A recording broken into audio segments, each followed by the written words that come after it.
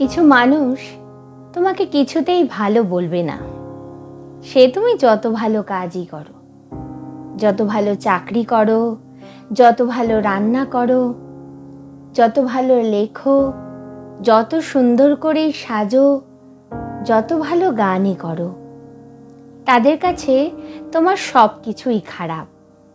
মন খারাপ করার দরকার নেই। ওই নিন্দে করা মানুষগুলো থাকে বলেই তুমি নিজেকে আলাদা করতে পারছো। ভালোর সাথে খারাপগুলো মিশে থাকে বলেই ভালোটাকে সহজে চেনা যায়। তবে সত্যি কথা কি জানো, তোমার সব থেকে বেশি খোঁজ খবর রাখে ওই খারাপ মানুষগুলোই। তুমি কি করছো, কোথায় যাচ্ছ, কি ভালো কাজ করছো, সব কিছুর উপর নজরদারি ওরাই বেশি করে। লুকিয়ে লুকিয়ে ঠিকই খবর রাখে।